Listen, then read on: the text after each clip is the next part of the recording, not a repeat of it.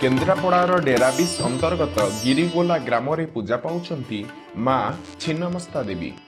स्वप्नादेश माँ छिन्नमस्ता देवींकर आविर्भाव होईची एही गिरिगोला ग्राम माँकर एही पीठरे आठकाली 12 मास पूजार्चना चलीची।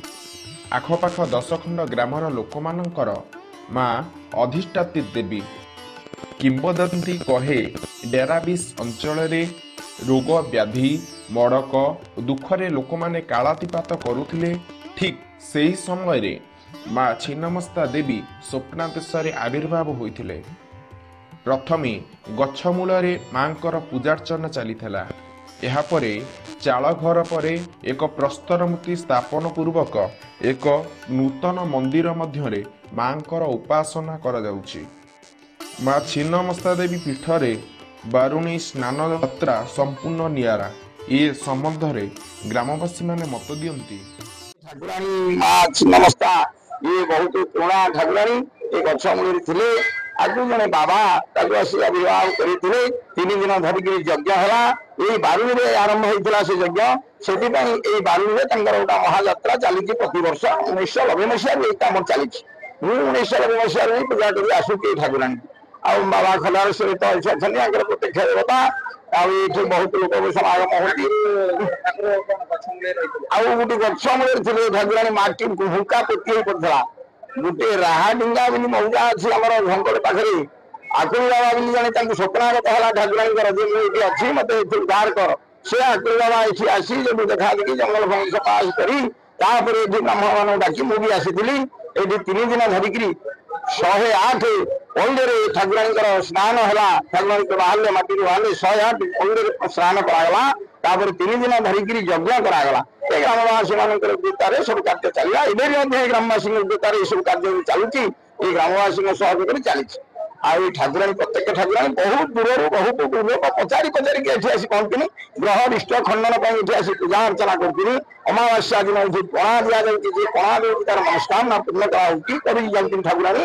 आ बाबा तो खराब अच्छा बारुणी पीठे आज तो नदी आम नदी ये पीठे बारुणी ये सब लोक माने मुकुट सब वर्ष पकाती आनिका वर्त मुकुट सब आनिक पर्वपर्वाणी चली। बहुत माने ये आज बारुणी यात्रा है। काली ठार सकाल बुला अष्टपरी नाम कीर्तन चलो 2 दिन धरी हम। आउ संकीर्तन भल होगा मझे मझे भी बहुत पूजा अर्चना सब हुए संकीर्तन हुए ये सब काम चले। अलौकिक घटना तो बहुत घटी माने मु निज अनुभूति कहूँ जो पूजा ये करी लोक सब थे से चली गले देखी से गछ ठाकुराणी पाखे पूजा करने भितर राति 3टा बाजी मो ये पुतरा आमर हम मुझे कहली मुझे पणा हांडीटा लेकिन पदार दे से कथा रहीगला। एक काली नाग से गछ था से गछ बाहर बाहरिक मुझे चाहती से आसिक मो जंघ उपर चढ़ला।